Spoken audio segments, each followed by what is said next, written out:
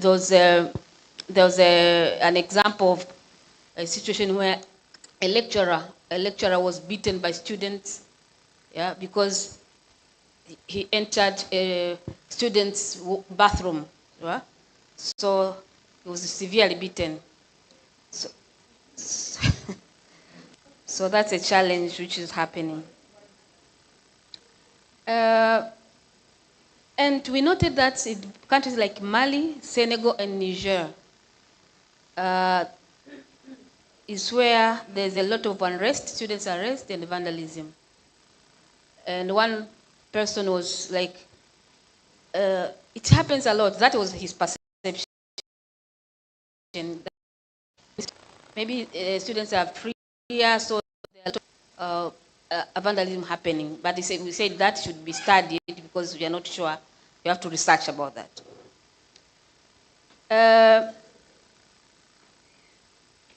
Another thing which was seen to be common is politicization of academic staff. Them join politics because it pays, maybe. They would stop teaching and go to seek for member of parliament, to be members of parliament, or seek for appointments and things like those. And also in some universities, I have them in my notes here, I'll check which university, where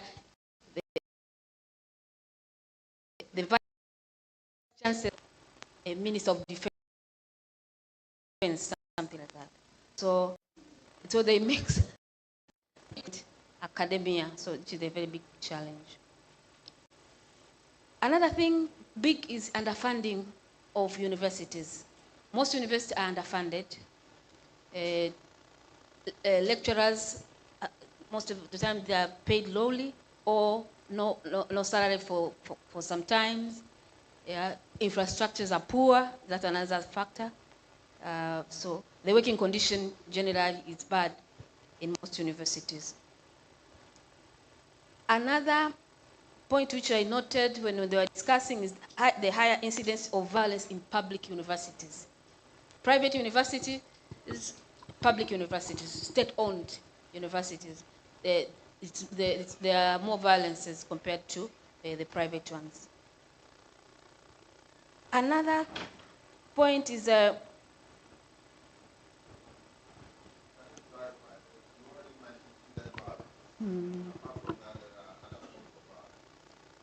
yes, the students' violence.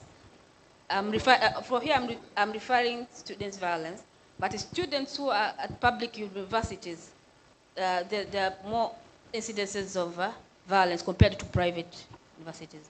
It's because maybe, according to discussion, maybe because the private, they pay themselves, but in public universities, they expect the government to do more. So when they do protest the violence, they expect the government to take accountable the government, take into account. Yeah. So they are seeking accountability from the government. That's why they are protesting. Protesting is a right, but if you go to destroy property, then you are abusing the right.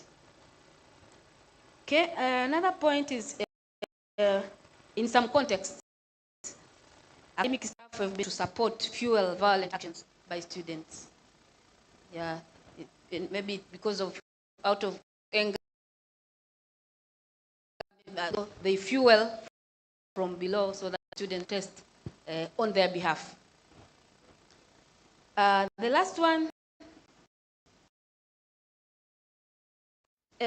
students being in possession of weapons in their dormitories. In some universities, there are guns.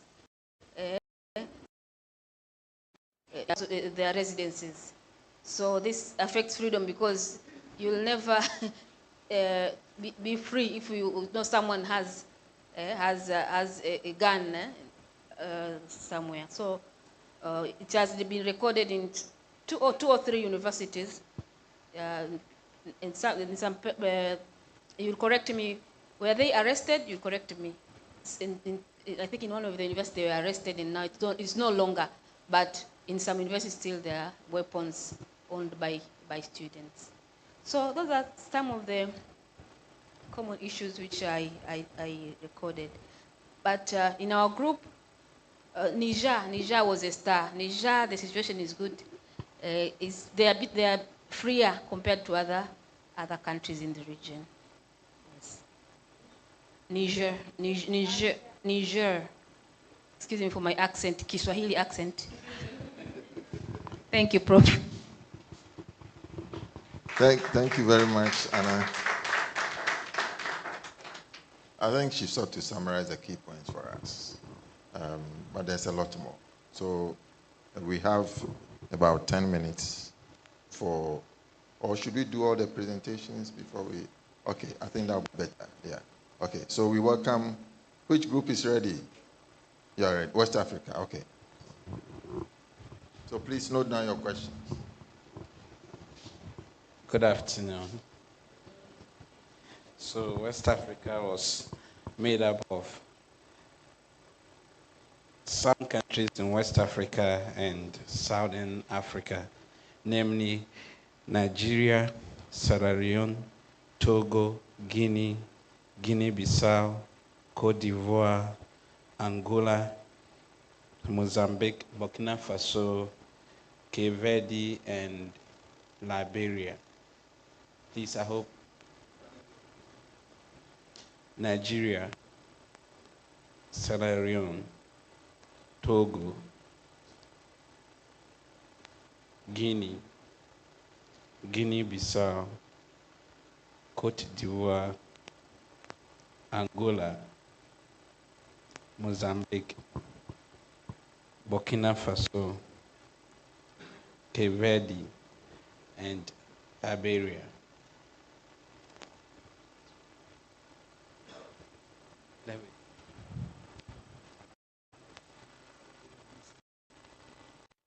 Mozambique, Angola. So we had very interesting various countries, and we were made aware by the presentation that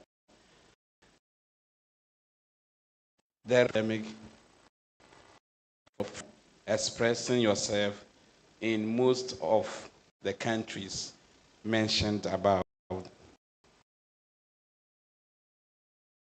freedom, either found constitutions and or the various acts, is problematic, and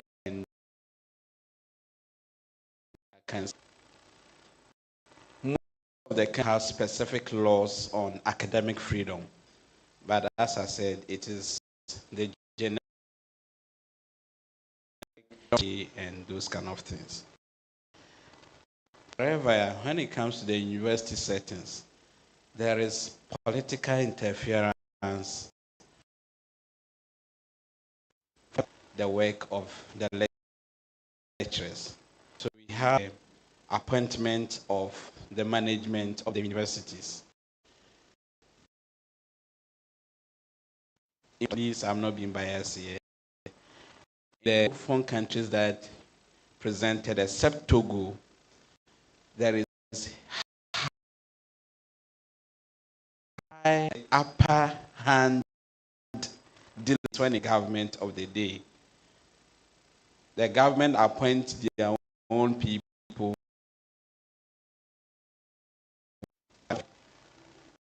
Some can be in administration as far as the government of even 10 years. I think that experience of Guinea and Guinea-Bissau, something like that. As we dance to the music of the government of the day, you are put in place. In some other countries also, the governing boards of these universities, when their tenure of office expires, the government will not either will renew your tenure of office, nor tell you anything. But when they realize that the tenure of the vice chancellor or the one who has no tenure is doing something that in their favor, then they will try to use the appointment or the renewal of the governing board because your time has expired. You need a new vice chancellor. They want to get their person in there, and you know how you scratch my back, I scratch your back. In countries like here, Togo, the appointment, and Sierra Leone also, it seems to be that there's a structure in those countries when it comes to the appointment. Nigeria, for example, the president has no hand when it comes to the appointment of the vice chancellors in the universities. There's a structure and it is protected in the law. Sierra Leone as well. Togo, the president appoints, but there is a structure. Names will be submitted to him to be doing that. That's what I captured, please. Then let's come to funding of our universities. As usual, Africa, land of resources, but very poor. So funding to the universities has been and is always a problem for us. And the governments of these countries use funding to control academic work and, for that matter, academic freedom. Universities that are more critical of the government, they find a way of dealing with them when it comes to funds. Within the university setting, so this is the first to have identified us by the government dealing with the university. Within the universities also, they use administrative measures to control or curtail academic freedom. In terms of promotions, lecturers who are critical and are spoken are denied promotion. One of us from Ivory Coast, because he is involved in trade unionism in the universities in Ivory Coast, he himself has refused to even apply for his promotion, knowing that when he goes, he will be denied. But that is the situation. And he shared an experience with it that as we are here, a friend, a colleague, has also been denied as at yesterday of his promotion because of his work organizing unions. In most of the countries also, it is difficult for the lecturers to unionize, to come together. Apart from Nigeria and Sierra Leone that are Nigeria are not trying. Nigeria has a very good union that a mouthpiece that speaks for all the lecturers in Nigeria. Sierra Leone is doing well, Togo is doing well. Some other countries are either starting or they are non-existent. And I hope those countries learned a lot from the experiences shared in there. Because of the fear that when they come together as lecturers, they will be able to speak with one voice and be able to sit down with the authorities, either the government or the university administration, to seek the welfare of the lecturers and the workers in there. So they prevent people from coming together to practice. The other issue has to do with our political history. Throughout the discussions that where there is a military government or the experiences of the military government has on our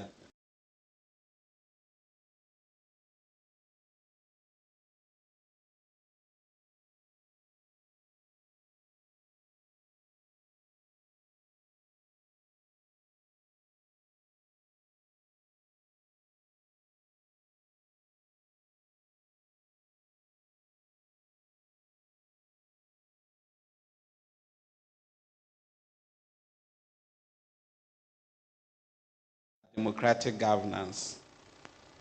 you would think that with democracy in most of these countries, let me say democracy, not pretentious one, the democracy we are practicing, we realize it's more dangerous with academic freedom because the politicians, as I have stated, have found a way of controlling academic work in our universities, as stated above. They use, let me go to Liberia a bit here.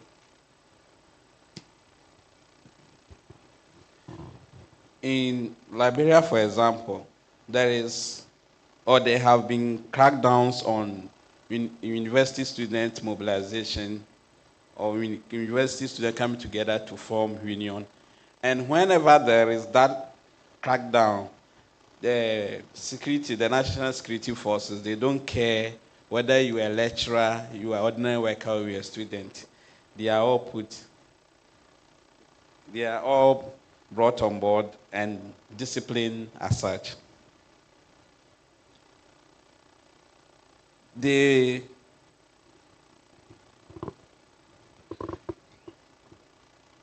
other problem we discovered is that most of these countries that are lacking strong union, there is also lack of student mobilization, like union, students coming together. So learning from the Nigeria experience, one thing I realized that the student union is a key if we want to have strong lecturer unions in our universities, because they become the springboard for the young academicians to come into the community, and also because they have had opportunity to unionize and engage themselves in such activities, they can become better leaders when they become lecturers on our campuses. So our politicians are aware of these, and in most of the countries, they either go against them or they have their people among the students that will even resist that. Example is Burkina Faso. On social media, I think you have been following wonderful stories, but we have this one rare story of the current government having passed the law of mobilization.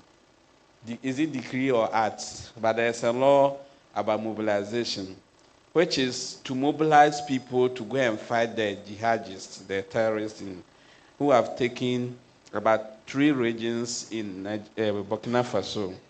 The law is good, patriotism, go and fight for your country.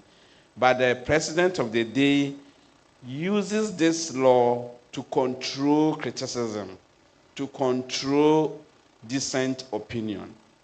For the example is where the secretary of the Lecturers Association of Burkina Faso today is in exile because of his work criticizing the president.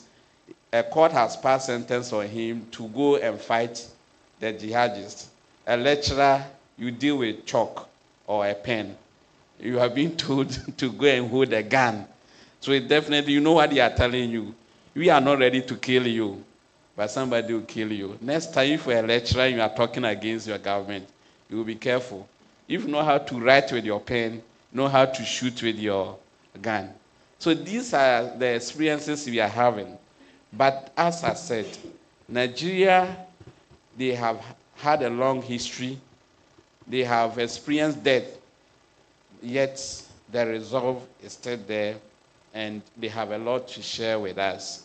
One thing we learned also, lastly, from Sierra Leone is that there is nothing about freedom. There is nothing free, that's it. There's nothing free about freedom. So if you are here and you are talking about academic freedom, know that there is a price to be paid. Nigeria that we are talking about, Togo and Co., they have paid their price, and they are still paying those prices, as somebody in Burkina Faso has been told to go and fight the jihadists. Thank you very much.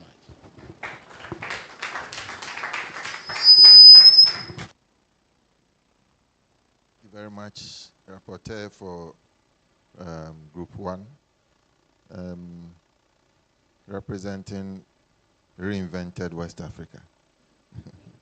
So Group 3, ready? Yes. Oh, where is your rapporteur?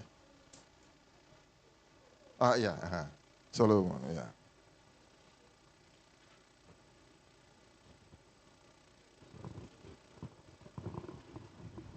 All right, thank you, and a very good afternoon.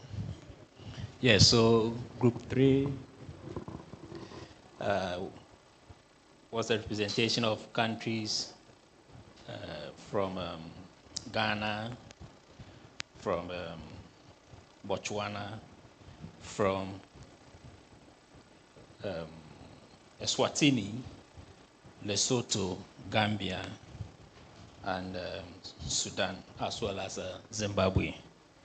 So the issues basically are not quite different from those that have already been shared. So you realize that the trends and the patterns run through all. So by way of common trends and patterns for Group 3, you realize that there is a very common issue where government interferes in the appointment or election of vice chancellors.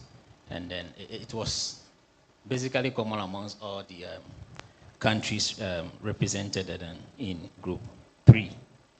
And then you also realize that the government interference are in levels. The first level has to do with at the vice chancellor level, where government interferes in the election or appointment of vice chancellor, so that if a person is not politically affiliated, they may never get a chance to become a vice chancellor of a particular university or institution. And then the other level, the second level, has to do with the governing councils and then the top management of the institutions. So you realize that because of political interference in the administration of academic institutions in Ghana, there is still that influence where if the vice chancellor or even government interferes with the appointment and elections of councils that are supposed to govern the academic institutions, as well as top management. And then the third level has to do with funding, so that with issues of funding, countries, the representative countries shared some very specific contests. But before I go into those very fine contests, you realize that where researches, funding for researches, or even research output or research results are not in favor of a particular government, then you are hunted or accused of being funded by the opposition. And then you also realize that there was also the issue of subvention being used as a restrictive model to stifle academic freedom. Yeah, so basically, yes, subvention being used as a very restrictive model to stifle academic freedom and it was a very common issue amongst all the representative countries. And then there was the general issue of government's fear leading to politicization of union activities of the various academic institutions.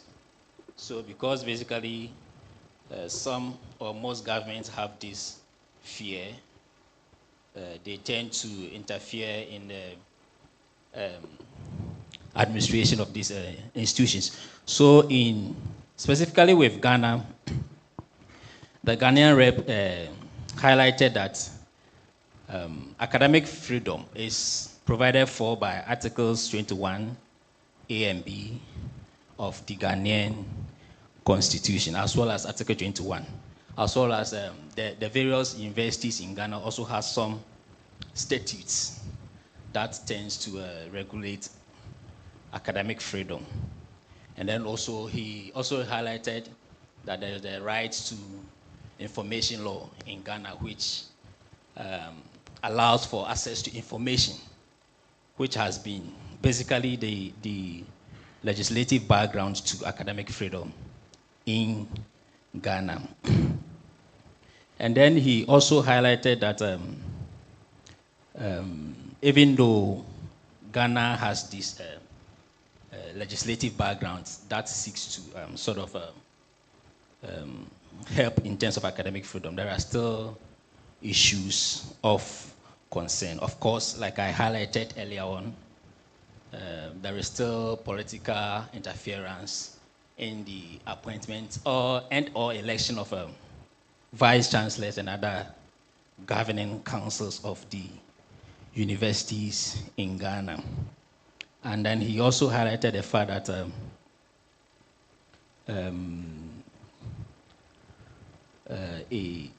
when UTAG, which is the University Teachers Association of Ghana, at a point in time they had to strike because of Ghanaian government's poor management of the issue of illegal mining, which is commonly referred to as galamsey in Ghana.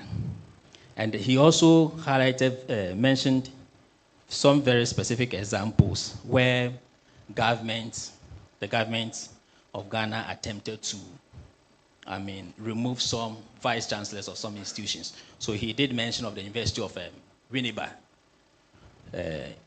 University of Education, Winneba, where there were attempts by the government to actually a vice chancellor of the university was removed.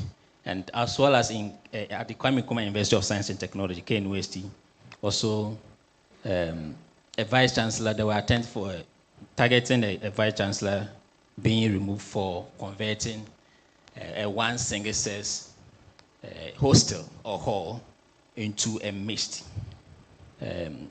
hall or hostel. And then also at the University of Cape Coast, there was an attempt to remove, of course, a vice chancellor for some actions she was supposed to take, which she did not. And so also there was the issue of self-censored processes from community members, from intolerant Ghanaian community members. So these were some specifics in terms of the issues that the Ghana representative shared. But then he also mentioned that there is a union that focuses on the administration of the universities. And then he did mention that there was a joint negotiation to that effect. And then with Eswatini also highlighted the fact that there were basically two associations in the country, or unions. The first has to do with the Association of Lecturers, Academic and then Administrative Personnel, and as well as the National Workers Union. And then for the ALAP, the first one, the Association of Lecturers, Academics and Administrative Personnel, is an association of the University of Eswatini. And then whilst the other one is a union of all other universities and workers' unions. And then there was also the issue of course, political interference in the appointment and election of vice chancellors of the university. And then the rep from Eswatini did highlight some cases, court cases that the union, the Association of Lecturers, Academics and then Administrative Personnel had to pursue with regards to academic freedom. Some which they won, others which they lost. And then we have Zimbabwe also sharing very worrying scenarios in respect of academic freedom in their country. So the rep highlighted a situation where salaries of lecturers had to be slashed by 90%. So if lecturers were being paid like 3,000 USD, they were now paid like 300 USD because of or some protests that they engaged in pursuant to academic freedom. And then he did mention that some lecturers of the University of Zimbabwe have gone as far as seeking redress or justice from the courts, as well as from the Ministry of Labor. And then also in pursuant to same, they also proceeded on a strike after receiving an overwhelming vote from their union members. But, however, he did mention that 4 members of the union were arrested, and then they were sacked from the university. And then he did mention that they have to do a lot of activism and advocacy, both physically and then online, so that they are able to attract the attention of the global community about the issues of academic freedom in Zimbabwe. And then with respect to Gambia also shared almost the same issues, where the appointment and then the election of vice chancellors and then the governing boards of the university are basically being influenced politically. And then at a point, there were issues where a dean of the University of Gambia has to be sacked, which for his actions against, for his role in seeking to promote academic freedom.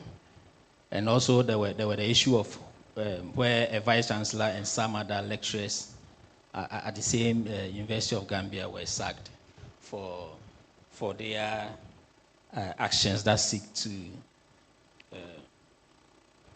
seek the protection of academic freedom. Yeah, so basically, this by way of group 3, the key highlights of our discussions. Thank you.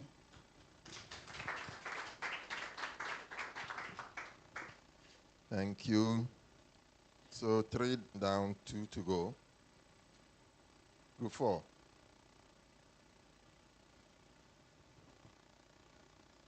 Oh, okay. Your rapporteur is here. So yeah, she can do it, and then I will act as a rapporteur for her. So that shouldn't be a problem. So she's double rapporteuring. Good afternoon, everyone. So in my group, we represented East African region. The countries are Kenya, Malawi, Mauritius, Seychelles, Somalia, South Sudan, Tanzania, and Uganda.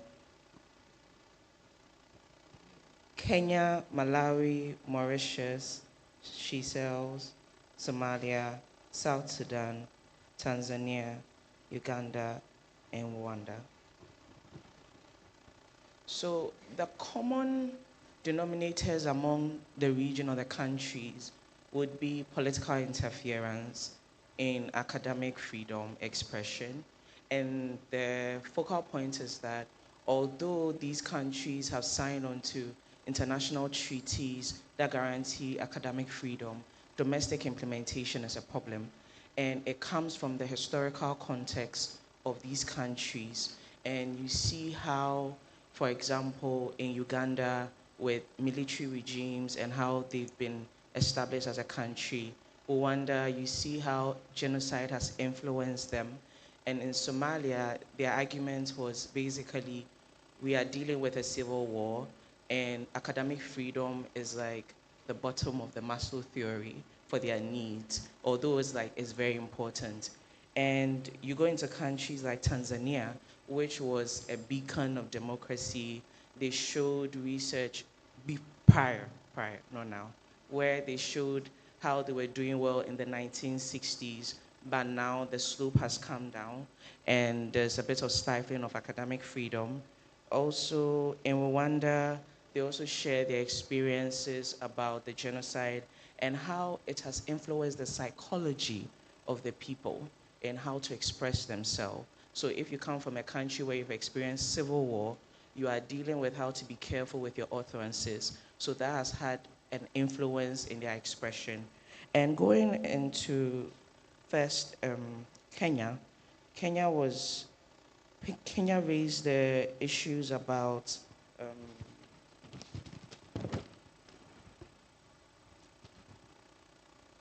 about the fact that the country recognized the Dar es Salaam Declaration, and they recognized that there's freedom of expression in their constitution, but the problem deals with implementation and how there's limited funding in the country.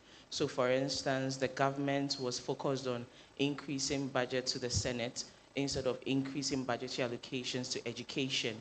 And that's what got a lot of people to protest, and there was a reversal in that kind of policy.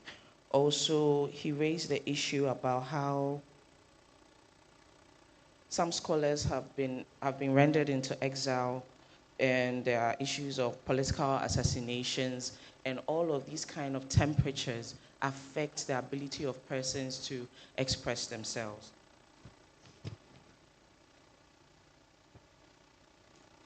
One interesting fact was also across the region was how, because of the demographic or the democratic governance structure, it affects every part of society in the context that it's not just about academic freedom, it talks about civic participation of people. So if people are not allowed to express themselves in the classroom or be able to critique government, how much more can they speak about governance issues? And those were the key issues that they talk about. And if you look at the region in a whole, you are seeing a gradual decline of democratic principles, and this comes from the heavy-handedness of the governance structure, which has trickled down into the classroom.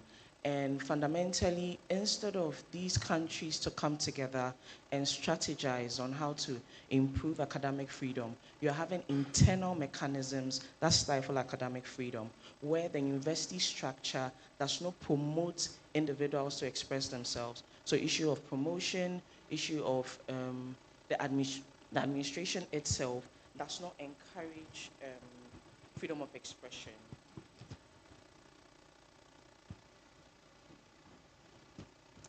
In South Sudan, the rep raised a very interesting issue about how their history has also influenced how far they've come with academic freedom.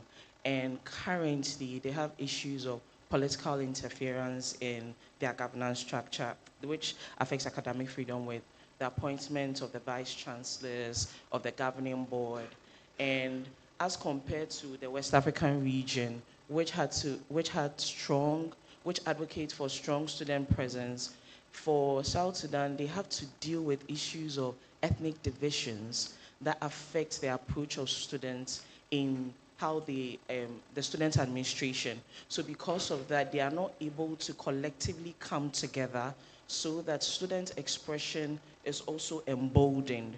So because there's polarization of politics, it has trickled down to students collaborating in order to express themselves in the classroom.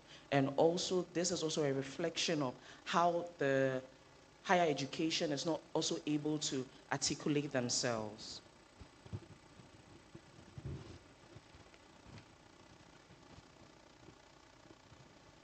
In Uganda, they also had issues about how it's not just about external forces, that is the government of the day, that is affecting academic freedom. They have issues of managers of the universities perpetrating violations of academic freedoms themselves, and they're not allowing their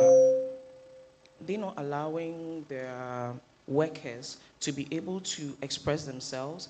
And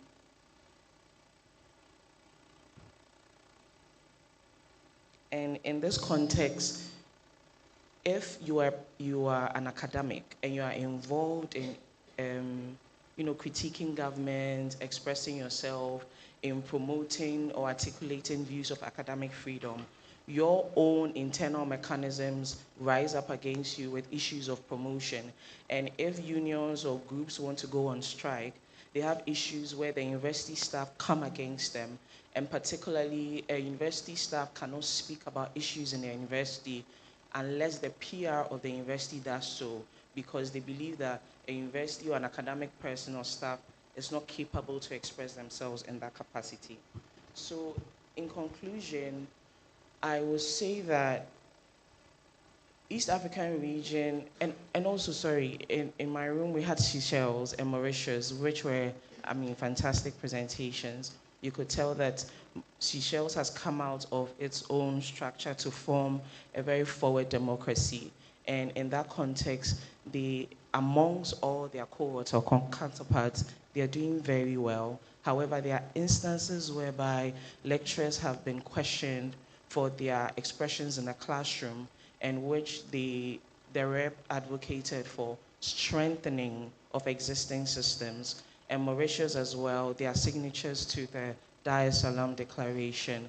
However, they believe that the domestic implementation of these international treaties are not boldly felt or seen in their country, and they want more to be done. So regionally, you can see how the historical context has trickled down into today's, domestic implementation of academic freedom. The governance structure, the party of the day, how they stifle dissent has entered the classroom. And poor strategy, for me, I see it as poor strategic actions from the unions in their individual countries have not been able to come together to collaborate in order to speak against these kind of ills in your society, as compared to countries like Nigeria and Ghana, where they are able to form unions. Utah can tell the government of the day that they are going on strike because there's economic downturn or there's not enough fight against illegal mining. You don't see that kind of resolve in the East African region. And you also see that in a country like Tanzania, you have to have even permission to have a foreign expert or visiting fellow to speak to students, and they will have to verify the content of your presentation. And you will have to pay attention to the fact that all of this is connected to democratic ideals, and the absence of a strong democratic structure will affect academic freedom, because it is a right to freedom of expression, which must be protected.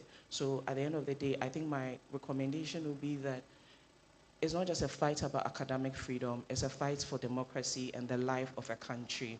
So there should be a proper structure, mobilization to be able to stand up to the government. We know that it's not going to be one day, but the gradual renewal of the minds of students and lecturers coming together to have a strategic plan. It's not just about speaking against the government. You should have a strategy to contend with these power structures in order to dismantle them and put the region in a better light. So that will be my conclusion, please.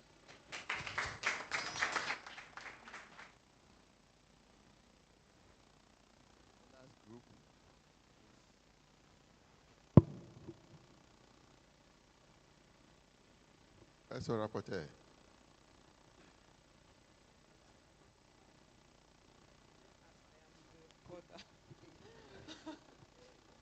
Bon, vous allez souffrir que je fasse ma petite présentation en français parce que je n'étais pas préparée pour présenter.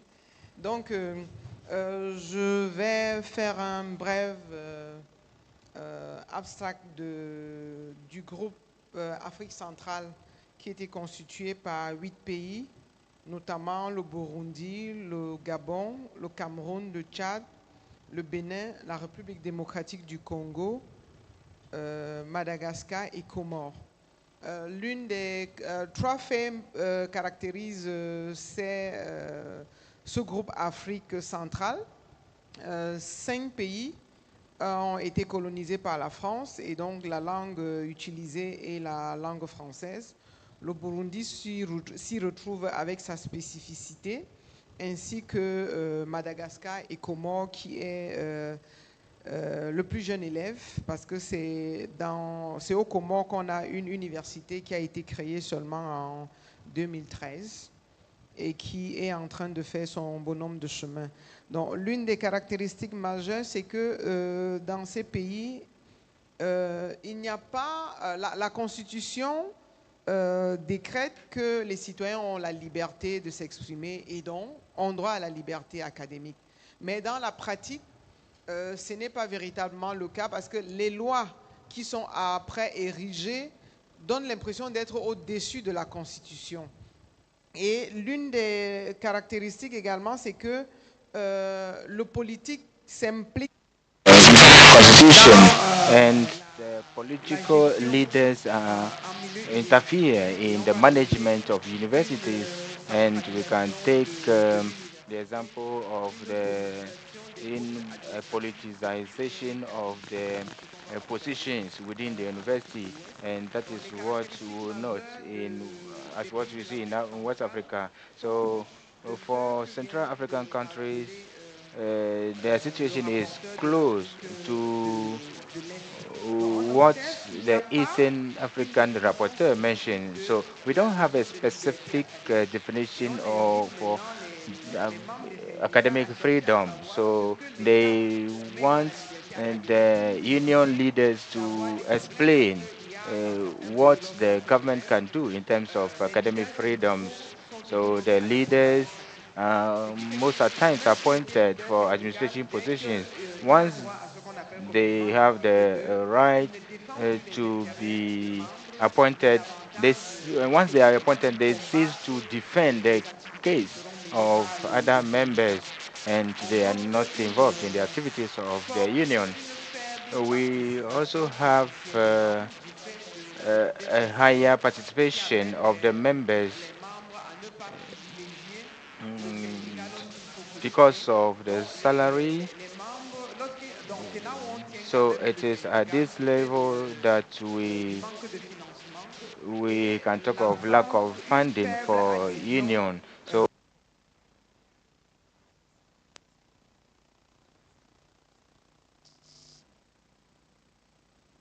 they defend the rights of lecturers, but the same people are afraid to lead unions.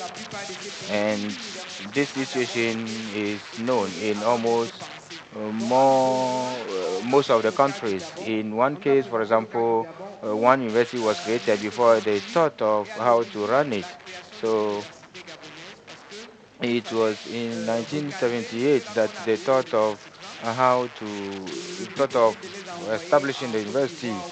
So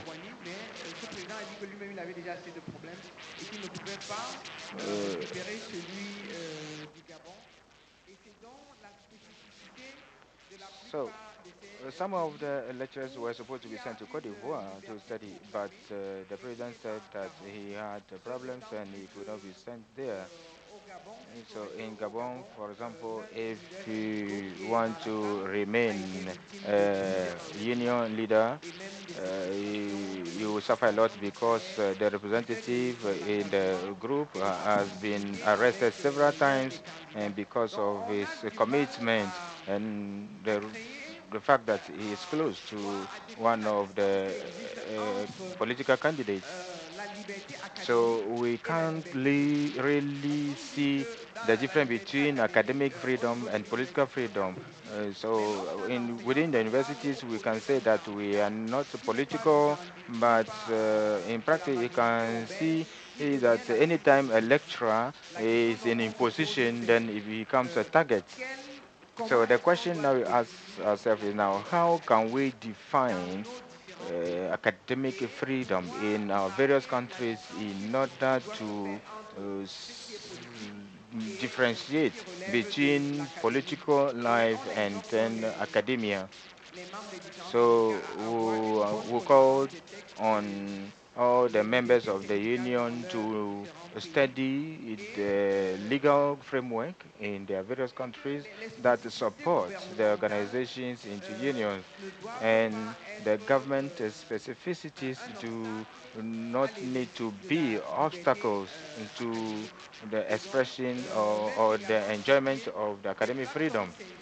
We need to also set up national union platforms where we can discuss our specific aspects.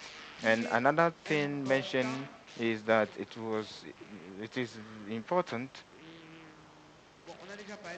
We we talked about the politicization of academic positions. So we need to ensure that the academic freedom,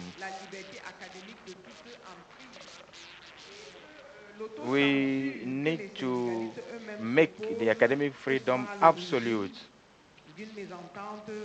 And most of the times, this activism is also another bone of contention among some unionists. So we need to defend academic freedom, and when doing so, we are defending or fighting for the future of all the universities. I thank you for your attention. Wow. Thank you very much, rapporteurs, and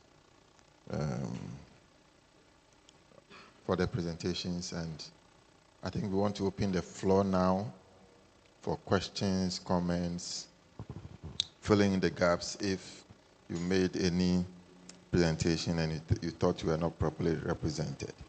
We go on this line. So, Carlos, 2, 3, 4, 5 for now. Yes.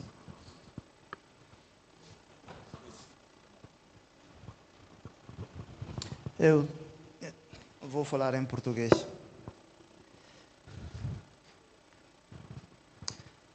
Eu tenho uma dúvida relativamente ao relatório apresentado pelo grupo 2, em que no fim da apresentação se diz que o Níger se destacava positivamente relativamente aos outros países, onde, por exemplo, o Senegal faz parte. Eu pergunto-me, num país com a crise que tem neste momento, que vive em termos de segurança, em que medida... In which way this country is able to be in this way, in a very positive way, to defend freedom, academic freedom. Is there anything that I didn't understand well? But with this, I just want to know how is it able for them to be in this position, despite all these crises the country is facing.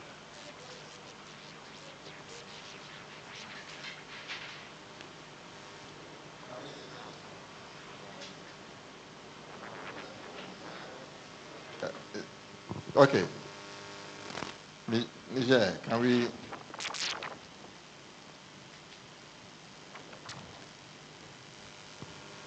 Mike, please, Mike.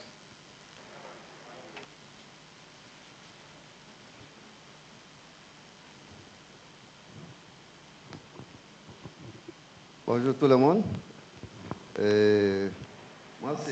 Hello, everybody. I am Bakaso from Niger. I presented on the fight for the academic freedom in Niger, and in my presentation, I mentioned mettre en exergue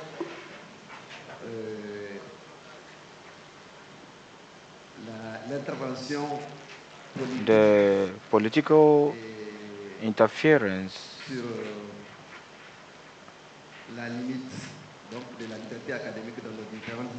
in the management of universities. I would like to note that we have 8 universities and there are legal framework that establish the universities, and there is one law, one act that talks about the creation of public universities, and in this act we have for each university, all the universities that are eligible need to, or they have the possibility to elect their vice chancellor. So we have 5 universities out of the 8 where the vice chancellors are voted for.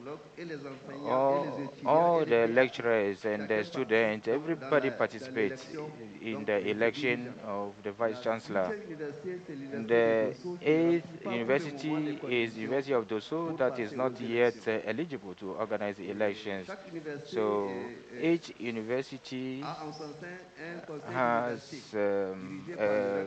an academic council that is led by the vice chancellor. So all the members are represented, and any decision taken by the administrative academic council is executed. So at the end of the meeting or the decision taken by the academic council is final. Now, talking about the question that was asked,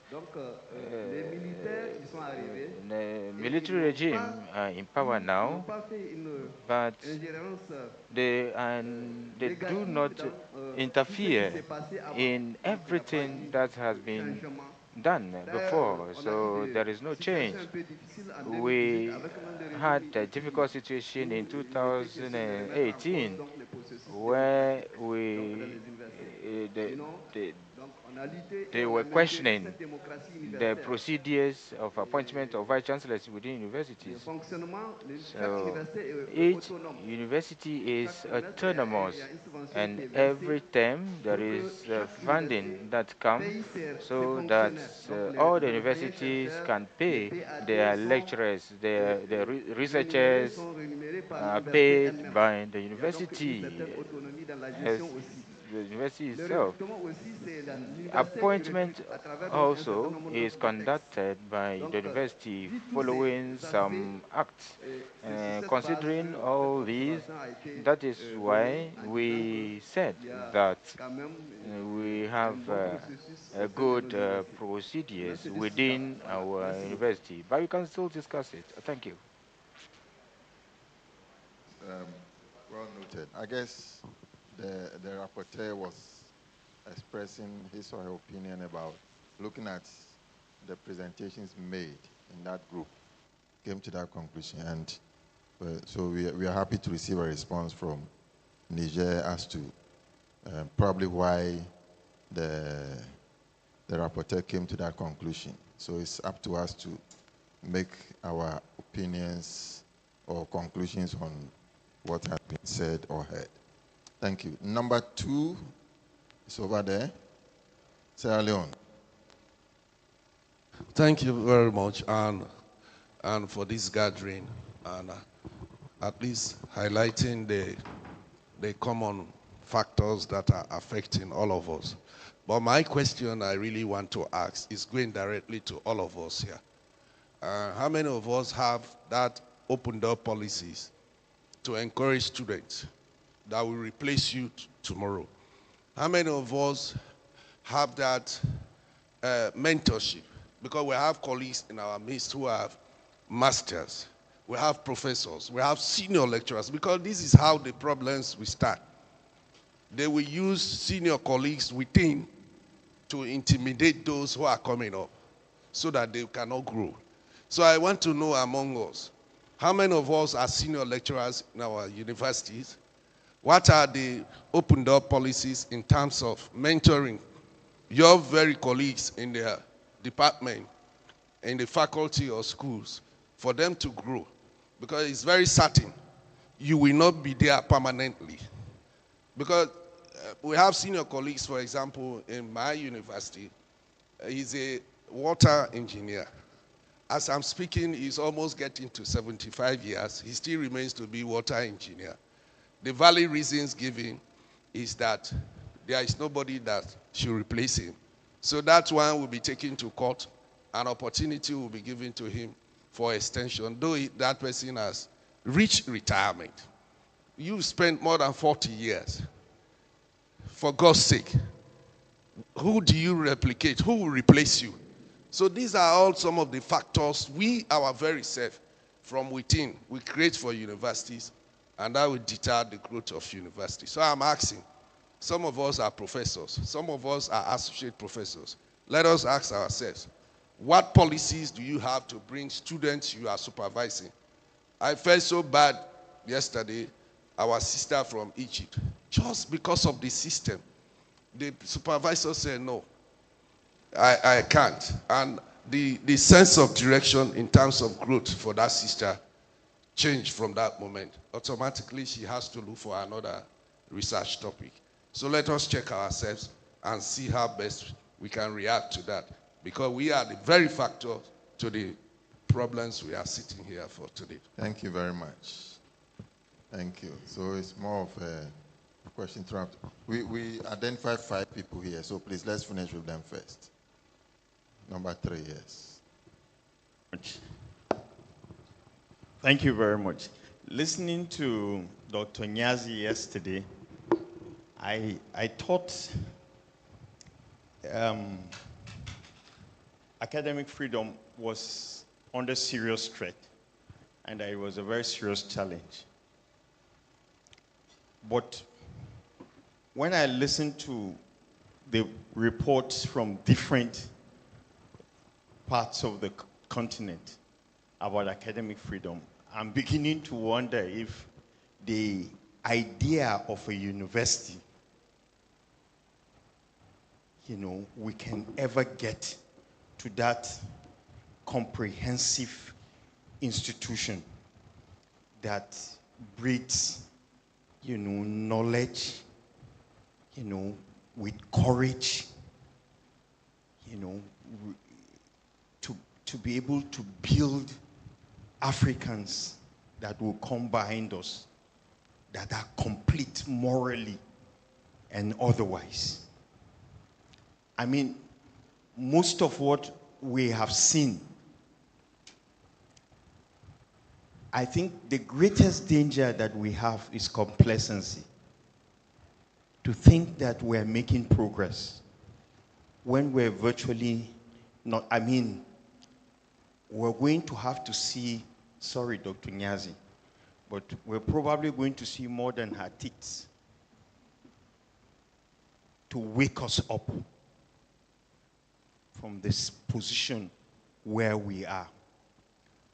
Most countries seem to, or our members of our associations think that democracy is equivalent to that freedom that we talk about as intellectuals. And it's like night and day. Because today we have leaders that claim they are democratic, that want to take everything from our lives as academics in terms of our freedom, and to portray to the outside world, outside the university, that idea of a university. And so I think going forward, we need to sustain this struggle. There is intense, whether we like it or not, intense American interest. The imperialist forces, their focus is so laser, the strength is so strong about Africa and what they can take out of Africa. Just 2 weeks ago, Trump has threatened to invade my country, Nigeria. He said, for whatever reasons he's given. And we know that the interest of America is way beyond the religious thing he is talking about. It's about our resources. And we, as academics, as intellectuals, must set this fight against these imperialist forces. Our governments are so subservient to this Washington, Paris, Lisbon forces and powers that we are the ones that must stand up, and in standing up, we must take academic freedom very seriously. Thank you very much. Thank you, Professor Piun. But I think at the same time, maybe we shouldn't externalize it so much, but also internalize it as well. There's a fifth. Sorry, please, we'll come to you, madam. There are two people at the back whose hands were already up. At the back. Yeah. So please go ahead. Yes. Then followed by you, and then we'll go another round. Yes. Bien. Please, let's try to summarize things up. Go straight to the points because we are running out of time. Bien. Merci, professeur. Je suis Mathurin Ovono Ebe de l'Université Omar Bongo du Gabon. Après avoir écouté tous les rapports ici, je souhaiterais faire 3 suggestions. La première, c'est de mettre au sein de nos États, mettre en place un observatoire national des libertés académiques. Un observatoire national des libertés académiques. Mais cet observatoire national des libertés académiques ne pourrait être effectif que si chaque État prenait une loi spécifique sur les libertés académiques, parce que ce que nous avons remarqué, c'est que les libertés académiques ne constituent pas des lois spécifiques dans nos États. Les libertés académiques se retrouvent dans des constitutions de façon éparse. On peut parler de liberté d'expression dans cette constitution, on peut parler de liberté d'opinion dans cette loi, etc. Il faut And the other ones. So our countries need to enact specific laws on academic freedom. But to be more effective, we need to set up an African network for academic freedom. That is the 3 suggestions that I would like to make. Summarize them. In each country, an oversight for academic freedom have a specific law on academic freedom and a network for academic freedom in Africa. Thank you.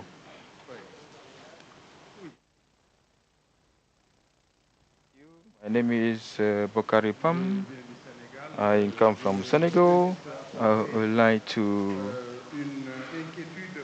mention an issue in terms of teaching of literature. Right now in Senegal, we have a lot of specialists in literature than experts in science. In Senegal, there is a suggestion by which they can reduce the number of lecturers in universities and organizing online lectures. It is an instruction from Commerce that could affect a little the status of a lecturer. And the second issue is a question to my colleague from the Gambia. I would like to simply let him know that we want to know if the condition of academic freedom in the Gambia is the same or has changed since the regime has changed from that of Yaya Jammeh to the current one. I know at a point he said he was the vice chancellor of all the universities of the Gambia. I don't know whether that statement has been abrogated or not? Thank you. I don't know. Go to the next round. Gambia wants to respond. Okay.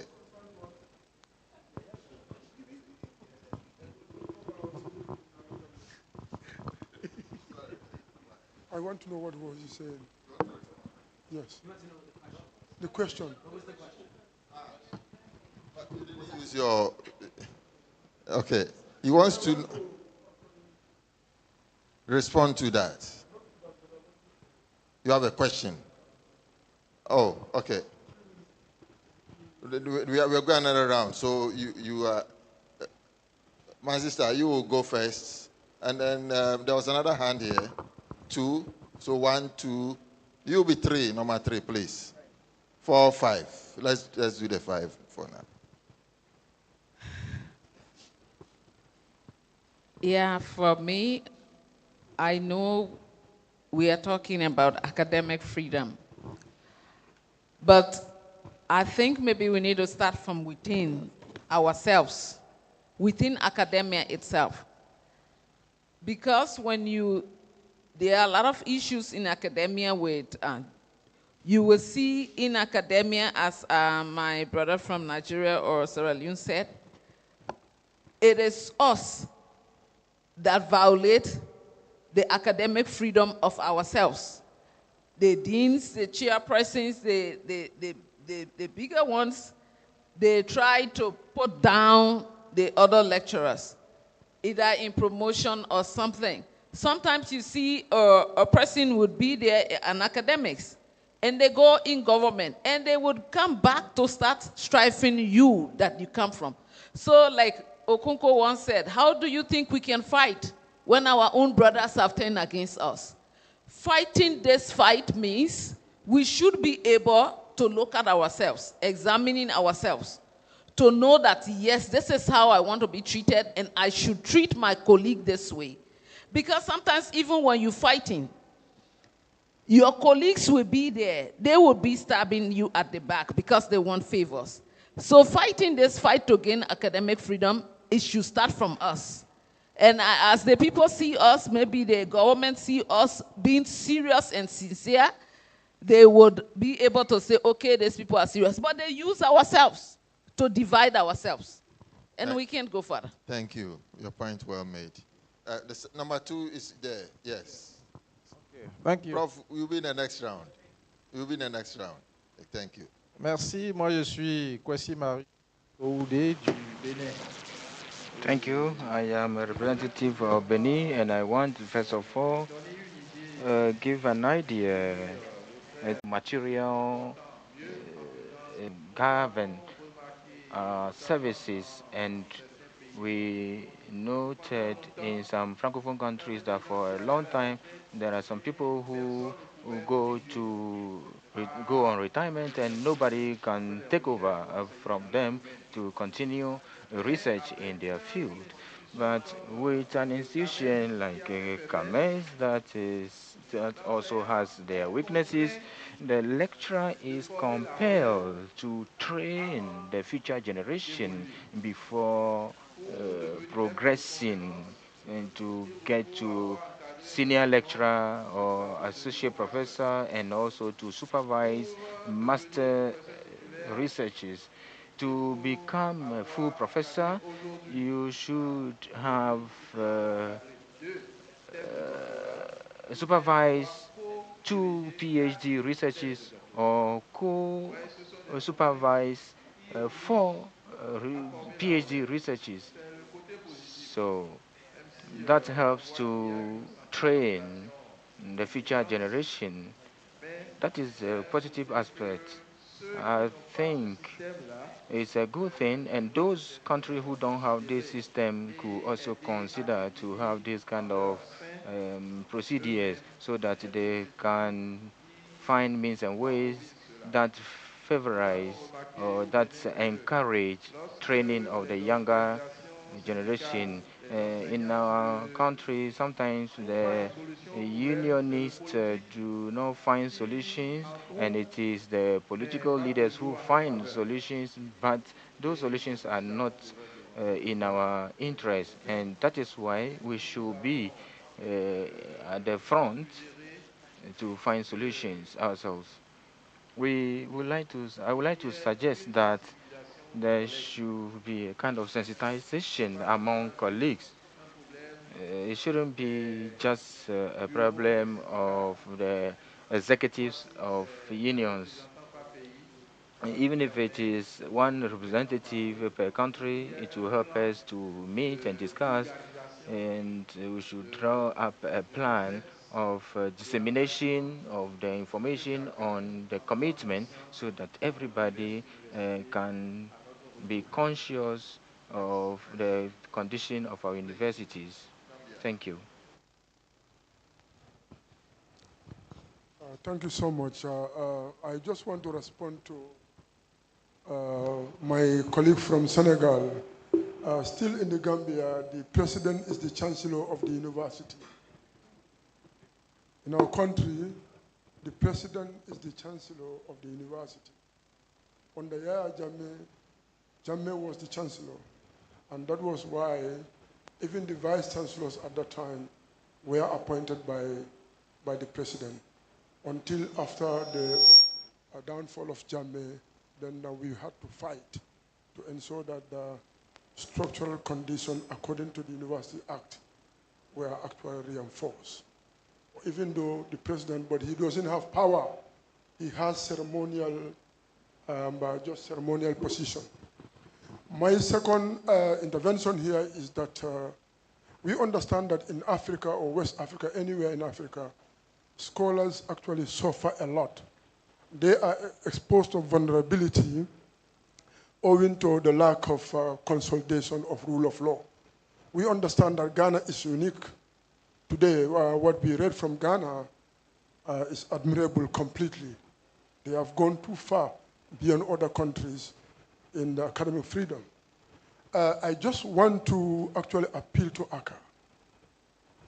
To what extent actually they could actually reposition themselves to assume an interventionist position. Because today, the governments cannot actually protect the scholars, and the university management are the worst. Sometimes they demotivate the scholars, and to the extent that you can understand the scholars have to be succumb or subservient to their authority. And for example, in the University of the Gambia, for 3 years, our promotions were actually delayed because they do not want young Gambians to emerge and to participate or to represent them in the Senate. We've been fighting until some of our colleagues were sacked. And up till now, they are going to court. Although we fought to secure reinstatement, but they said they were going to court. But what we want is, what can we do in Africa, especially in West Africa? ECOWAS is here. Can a CAF assume that position as agency where when the university scholars have problem, they could actually channel their problem for intervention? If we do not have interventionist force or agency in Africa, the scholars will remain exposed to the vulnerability. And this is what we need to fight collectively, regionally or continentally. Thank you. We are going to discuss some of these issues you raised about advocacy strategies tomorrow and how to form sub-regional groupings. Yeah, so that is what, one of the things you said is what ECAF stands for. So we already have the idea. We'll discuss that tomorrow, and we lay down the foundation, and implementation will follow. Thank you very much for raising that point. We have 2 more questions for the second round before we go to the next round. Please, straight to the point and... Okay. Bon, je suis Dr. Bagneux. I am Dr. Dakwe. I come from Cote d'Ivoire. I would like to say that in Cote d'Ivoire we have 80 universities, but since morning, when I listen to everybody, there is something common to all the universities in Africa. That is the political interference. But we need to ask topical questions. Why the political interference? Is it that the union that we are in our universities? Because sometimes the union is also politically affiliated. There are some unionists that are political activists, and that is a problem.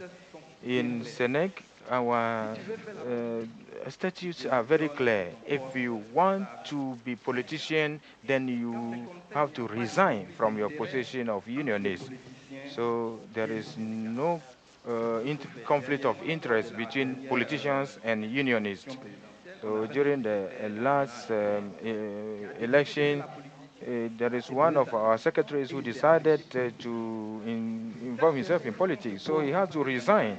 So as a unionist, there are some people among us who, during elections, they are politically active. And later, you will be surprised to see the interference of political leaders in the management of our money, the management of our universities. There are other aspects, but my colleagues mentioned it, and I don't want to reiterate them.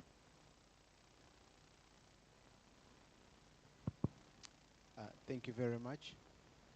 I'm from Uganda, and I've carefully listened to the different comments emerging from the room.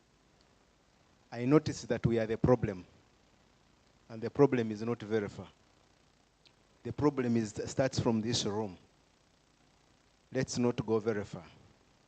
One, we are selfish. Two, we don't want to make sacrifices. And this cascades into even the people we lead. Why? Just look at yourself. What sacrifices are we making to make sure that we make the associations and the unions great again? If you looked at where we come from, we are fighting for that promotion. When they try to withhold, and sometimes we even forge alliances with the oppressors, no one will oppress us without our permission. If we choose to work with oppressors, support them in their endeavors, they turn the baton against us. Two, many of us are working hard to grow. And when we grow, immediately the first thing we do is to remove the ladder that we used to climb so that others do not come where we are. This is happening literally in all universities. Who cast us? We are the problem. No one will oppress us without our permission. That is one. Two, we are not networked. We are alone. It is easy for someone to oppress us because we are isolated. Just watch a documentary in any national park. A lion will pick one cub, chase it until it grabs it. Once it has isolated that cub, it will deal with it until it is arrested. It is easy for the oppressors to work and deal with us at an individual level because they can scatter our members, and once they have finished scattering our members, they deal with the leaders, and then they have finished their mission. We must start from this room to agonize, to organize, or else we agonize. I thank you. For one. And I think that's the essence of organizing this conference, because we don't have a continental union of academics. So we want to build the structures and move towards that goal. Third round, Prof, number 1, number 2, number 3, number 4, number 5. Probably that will be the last round. Thank you very much. We'll go one more last round. So, Prof. Yes, I was fascinated by the presentation by our comrade from Niger.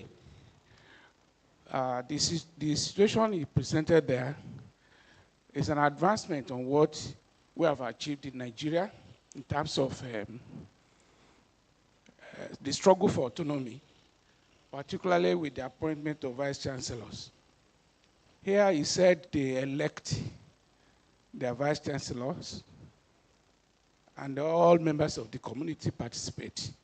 And we take that as a model of university autonomy.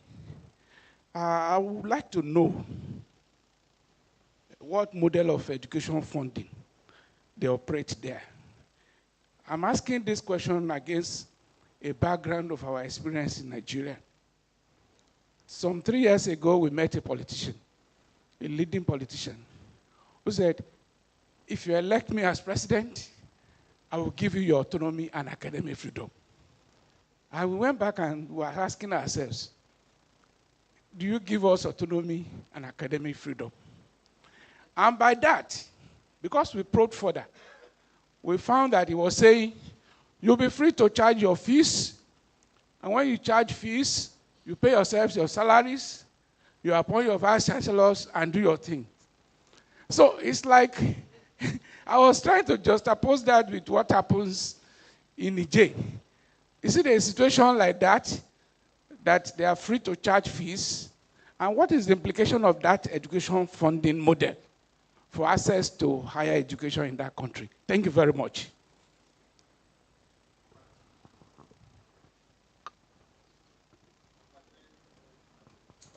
Okay, merci, professeur. Merci. Professor Akaf and all the partners. I think it is a good opportunity to meet and discuss on the academic freedom in Africa. Taking the example of Guinea, we are very old in this union issue. So it is with the unionists, Ahmed Sekou Touré, that we got independence. So if I take the case of Niger, it's unbelievable. In Guinea, for example, we have a military regime. I can tell you that it's with this regime that we have started this union. And that union was created in 2018. And in 2023, we fought for increment of salaries. So it is after that that on the 3rd November that we went on strike, so that they can apply what we agreed on in 2023. Sometimes it is not, it's unbelievable, but with the military regime, things are moving forward. I would like to take a second example. With this regime, the Ministry of Education has decided to employ outsiders or other nationals in Africa to support with tertiary education in Guinea. So as my brother from Cote d'Ivoire said, we need to question the responsibility of unions in Africa. Sometimes, if you are in both shoes, it will be difficult for you to make some claims. So I would like to say that for us, we need to continue discussing and sharing of experience. It is very good. For us, I think it is the first time that we are participating in this kind of workshop. So I would like to say that we need to make this kind of workshops frequent. Is Umar Koulibaly from Mali.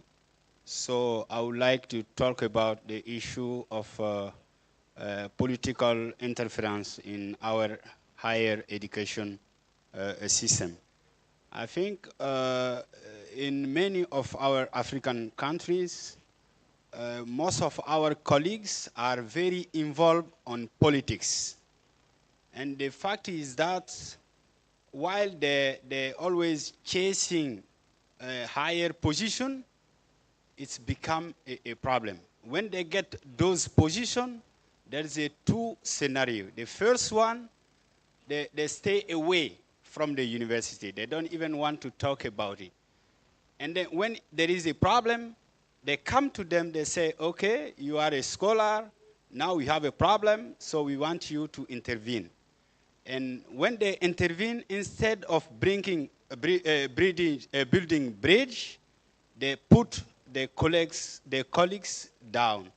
And it's kind of making problem between the politicians and the scholar. And the second one is been raised by my colleague from Guinea-Bissau, Carlos. He's been talking about the military rulings. In my country, I would like to share my experience with you guys. So whenever we talk about military regime, people think like it's all about attacking academic freedom. It might be true, but in my case, it's not that case.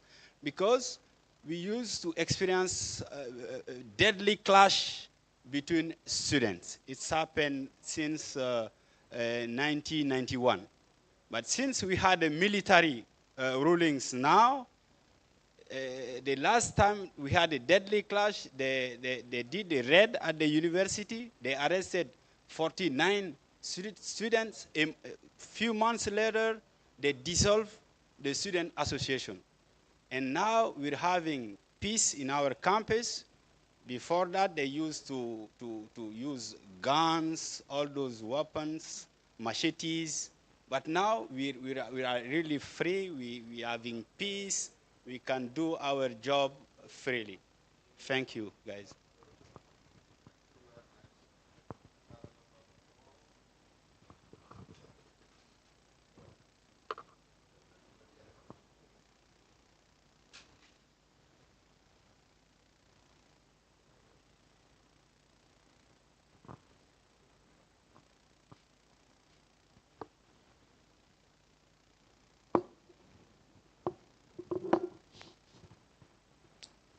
Thank you very much.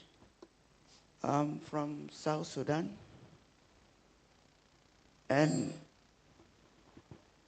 coming here and to be listening to all colleagues and African scholars and those who are in charge of knowledge of Africa.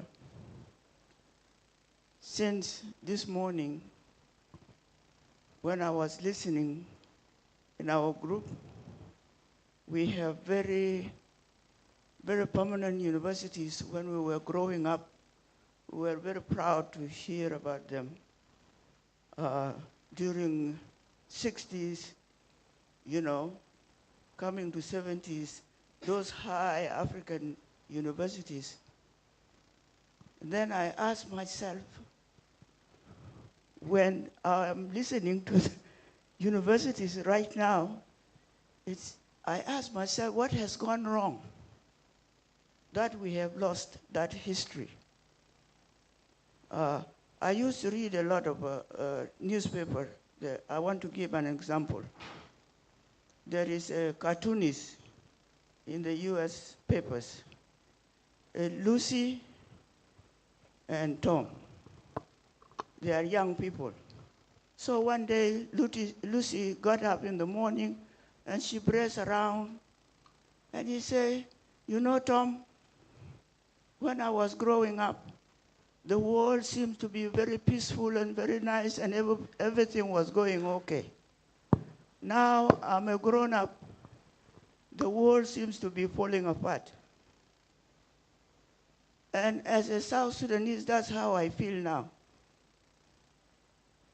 Having found our independence, and we think that we will be learning from our brothers and sisters like University of Tanzania, University of Nairobi, University of Ghana, you know, Ibadan in Nigeria, and all these big universities. And I come here and I find everybody complaining. Now what will I take back?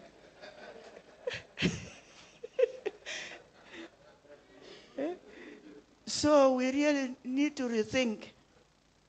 We need to rethink our higher educational system. It starts with the management.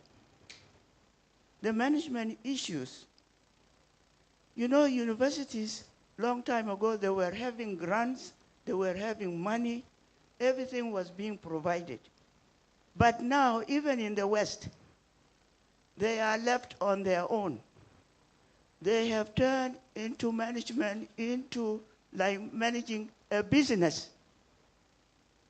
so that you can be able to function. So, Professor Kwejo, what you have done is very good, bringing us all here.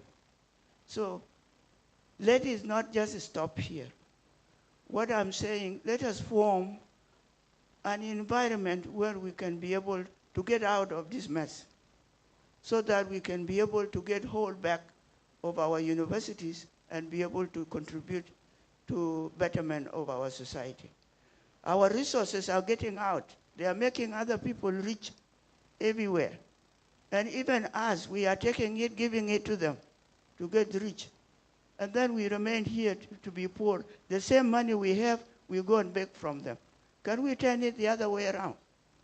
So that that money stays here and we can be able to build our society. Thank you very much.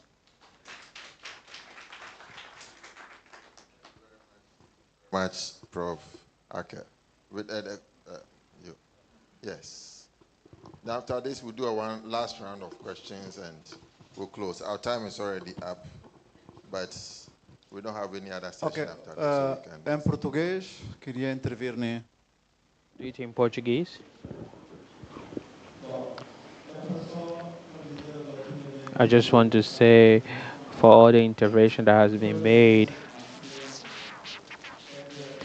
I want to say that ACAF, as an organization that was recently created,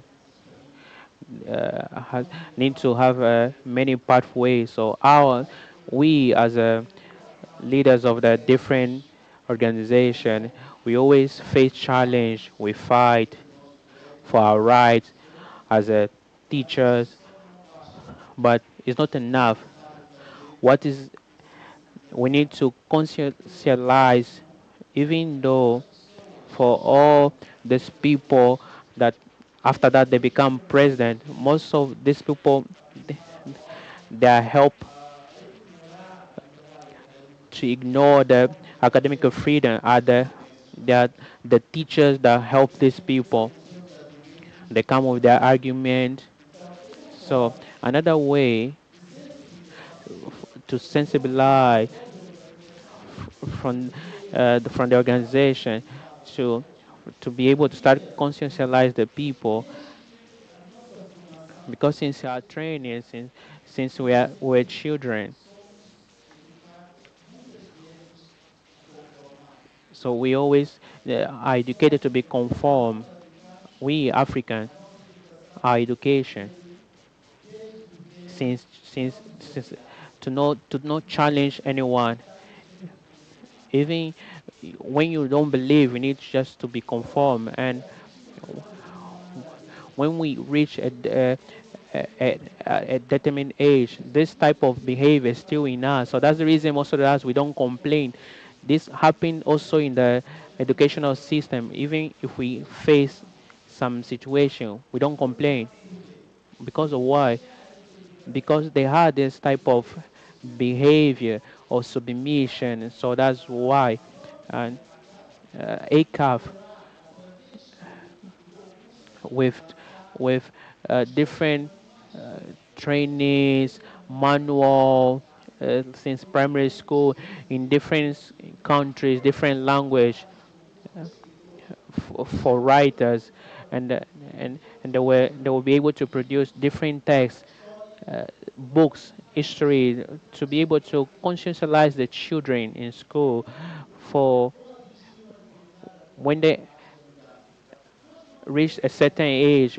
We don't need to charge everything for a specific organization.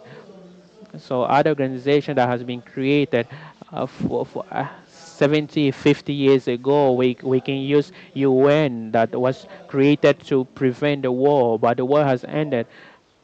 Not yet. So that's mean that UN still fight for peace in the world, but even though the peace is not complete.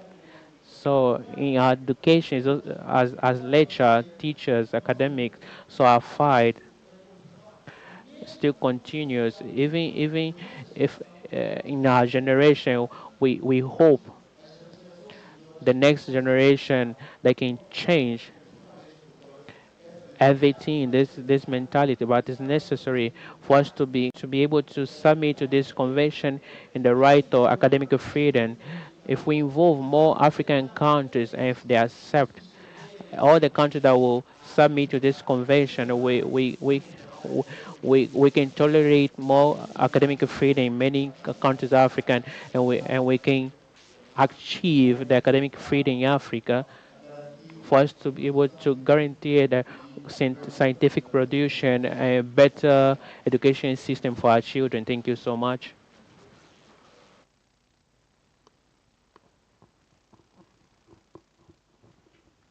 Obrigado. We'll take our last round of questions. Number one. Any other? Number two. If you're speaking, you have had your chance to speak already. Number three. Okay, then I will bring us to the end of the session. Thank you.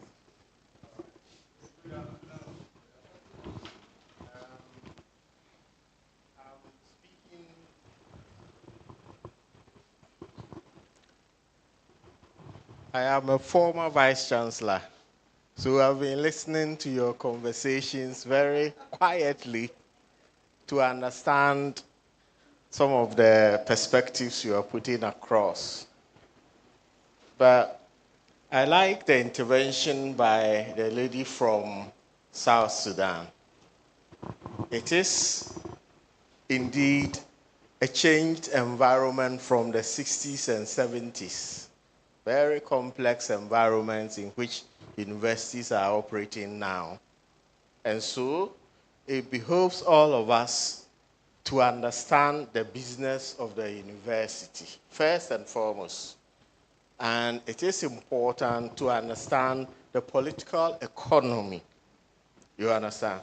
So, as a complex system, you should be able to appreciate the influences from abroad, the lessons that are out there now from Donald Trump and all that he's doing and many other places. They are all very important to our survival. The work of the World Bank, IMF, and all those, they have influenced university management significantly. And so, for university employees associations, it is also very important to understand your university, your role in the university, to appreciate the, I will put it in three ways, the macro, meso, and the micro level issues, to be able to understand and to make your contribution. Everyone has to contribute to academic freedom. And I like the way they have appreciated the fact that we are all our own enemies. And there are ways in which all of us, we work with others in cliques, in groups, in teams, and we pursue various interests against each other. That is very important to acknowledge, so that academic freedom doesn't begin from anybody sitting somewhere. It begins with me and you. You understand? Once you understand that, you have to understand your university system. Where are policies coming from? Vice chancellors, where do they get their authority from? We have been operating, as the lady said, we no longer have the money flowing in like it used to be. Now we are businesses. How are configurations of financing influencing academic freedom?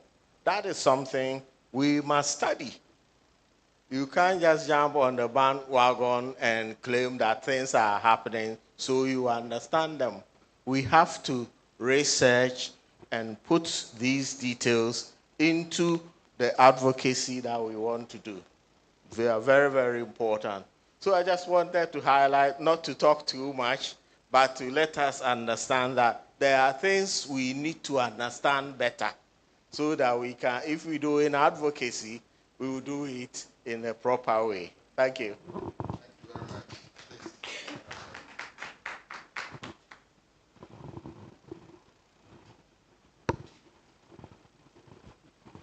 Yeah, thank you. I'm Rajan Santu from Mauritius. My main issue before coming to this conference, when I was invited by professor, I, I was just thinking, so what is ACAF first, then what it is doing, and how it will organize such a big conference, because I understand it's a big conference. And when I came here and I listened to so many people speaking, giving their talks, I could see Africa has a lot of potential. A lot of potential. All these people who have spoken, they have spoken so well. They are so intelligent, so wise. Now, my question is when I will go back to Mauritius, what I will tell them? ACAF, will it move forward? What will be the issue? How we can have we are getting an opportunity, all of us, to go and add to this ACAF, make it a union or a body, just like European Union, then African Union. So we will have an ACAF union for all the academicians.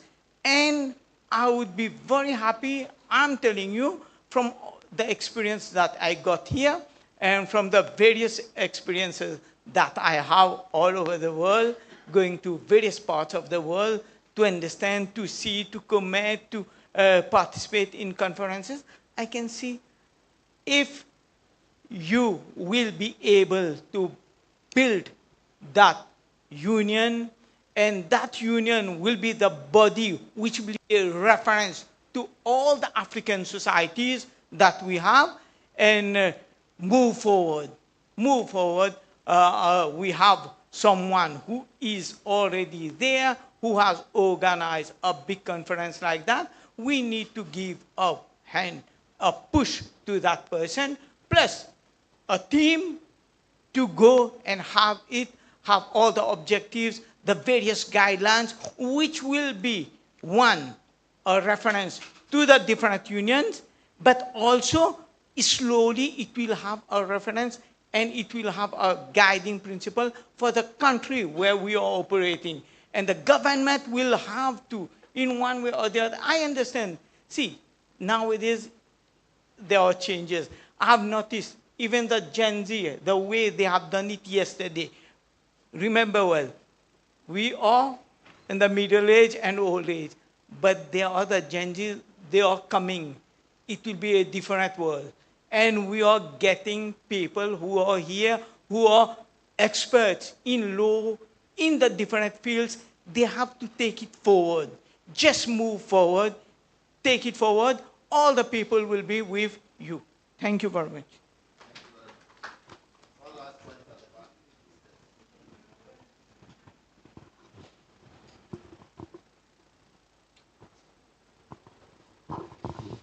Ok, merci, professeur. Donc, j'aimerais Thank intervenir you, pour... Professor. I would like to take the floor to make a general observation. For in each university, there is an alarming observation that we have noted. That is the violence on campuses, especially perpetrated by students. So I would like to draw the attention of everybody on this issue to see how we can sensitize our students in order to be less violent. Students who we are training, sometimes they are physical and verbal violence. Now, concerning the case of my colleague from Nigeria, the model that he talked about, it is the traditional model that we operate with. Students are admitted normally,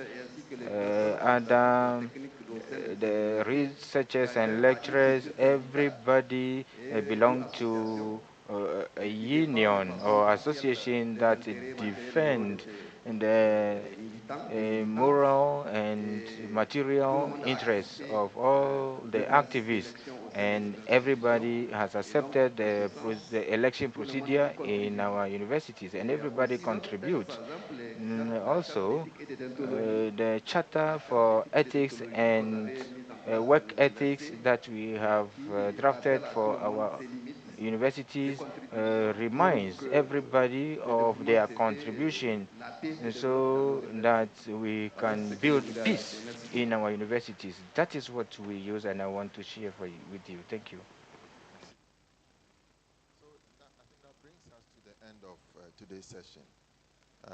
It's been very, very interactive, very productive, and one important purpose for bringing such a large or the largest number of leaders of academic staff associations on the continent here is to be able to share ideas about the state of academic freedom in our countries. And I think we couldn't cover all, but what we have done is very, very significant. I think we've laid a very important seed through the presentations, through the slides that was presented, through the plenary discussions that we've had. We have laid a foundation, and I think we want to build on for tomorrow. So tomorrow's session, we're going to have an advocacy, training the trainer advocacy session. And Dr. Kakure and myself will lead that session. And after that, most of you have already alluded to that fact. We want to form a continental body. We want to network. And we want to be able to support each other in the regions. So we want to form sub-regional groupings. East Africa, West Africa, Southern Africa, Central, and then North Africa. So that we have a little bit of money to start post-conference activities. So that we form interim associations before leaving here. And when we go back, with the trainers advocacy experience we have, we go and share that experience. And we begin to invite the few who couldn't join us for this event. There are some who said, for example, let me give you this unfortunate situation in Algeria. After so many calls and through many ways that we got to some professors there, one of them that responded said, I wish I could come, my brother, but my wife is going to court tomorrow, and it's related to an academic freedom issue she has. They put her in. So I said, I wish you could have come to tell us your story. But he said, unfortunately, I couldn't come. I have to be there with my wife. There are some countries where staff associations like this don't exist at all. There are some that are weakened. There are some that are co-opted. There are some that are also standing on their feet and doing some good things. So there's a mix, and we need to support each other. That's why the regional, sub-regional groupings will be very good, so that we can use it as a platform to move towards the continental level. And so tomorrow, we will do these two big events. We will prepare a resolution and outcomes and commitments that we will share. And then the final thing, when we go back, we'll agree to the final text, which we will then issue as a way of indicating the next step that we want to take. So this is the takeaway, or what is left for us tomorrow. And hopefully we'll be able to complete that. And then we'll have a little bit of time to go to town and see a little bit of the city, those who haven't had the opportunity to before. And there's also a suggestion that we go on a campus tour. So we are also planning to see how we can do that, so that those who don't know the campus, it's been a one-way traffic, but it's a huge expanse of the university on the other side. So we'll see if that can also be possible. So on that note, snack is ready. After that, we take our buses